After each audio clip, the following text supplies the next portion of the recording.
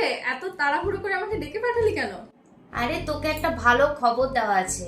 রবীন্দ্র ভবনে 22শে শ্রাবণ উপলক্ষে একটা কম্পিটিশন হবে, তো ওখানে আমি যাচ্ছি। কি সত্যি? তুই কিন্তু তাড়াতাড়ি চলে আসবি, না তো আমি খুব নার্ভাস ফিল করবো রে তোকে ছাড়া। আমি আসবো না তোর কম্পিটিশনে? আমি আসবো না? আমি সব থেকে প্রথমে এসে বসে থাকবো, আর দেখে নিবি প্রাইজটা কিন্তু তুই পাবি। ঠিক আছে, মনে রাখবি কিন্তু সন্ধ্যে 7টার সময় শো আছে। ওকে ডিয়ার, চল তাহলে আজ আসি, ঠিক আছে? কালকে দেখা হচ্ছে সন্ধ্যে 7টায়। কার জন্য ওয়েট করছিস? পায়েলের জন্য? ও আসবে না, ও তোর উপর খুব হিংসা। একদম মাঝে মাঝে বকবি না ওর নামে, ও ঠিক আসবে, দেখে নিবি তুই। আজ আমার বান্ধবীর এত বড় দিন, আমি যে কি খুশি না।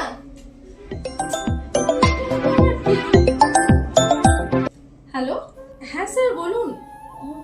আজকে ইন্টারভিউ? সরি স্যার, আজকে আমি ইন্টারভিউ দিতে পারবো না। হাই মাঝে হলো ছাড়া ছাড়ি, গেলেম কে কোথায়। এলো, বললাম না ও আসবে না, মনে মনে খুব হিংসা না ওর। সত্যি পায়েলকে মনে হয় আমি চিনতে পারিনি। এই মামুন, আমি চলে এসেছি। বড্ড দেরি হয়ে গেল রে আসতে, প্রোগ্রাম শুরু হয়নি তো এখনো। পুরো প্রোগ্রাম তো শেষ হয়ে গেছে, আর তোর দেরি হয়নি, তুই ইচ্ছে করে দেরি করেছিস। আসলে মনে মনে তোর খুব হিংসে, জানিস তো। কি বললি তুই? হিংসা? আজকে আমার ইন্টারভিউ ছিল। আমাদের বাড়ির আর্থিক অবস্থা তো তুই জানিস, চাকরিটা আমার কতটা দরকার ছিল। কিন্তু তোর আজ এত বড় দিনে আমি তোর পাশে থাকবো বলে ইন্টারভিউ ক্যান্সেল করে আমি আর এখানে এলাম। হয়তো বৃষ্টির জন্য, ট্রাফিকের জন্য একটু লেট হয়ে গেল, তারপরে তুই আমাকে এত বড় কথা বললি। ভুল হয়ে গেছে রে আমার। আমি আসলে আসলে তুই যখন আসিসনি না, সবাই এত কিছু বলছিল, ওইগুলো আমার কানে ফেলছিল বলে আমি তোকে ভুল বুঝে ফেলেছি রে।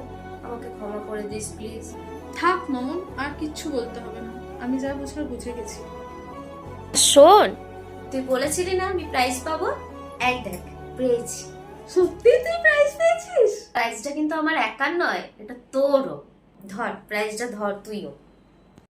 বন্ধু মানে একটু পাশে থাকা বন্ধু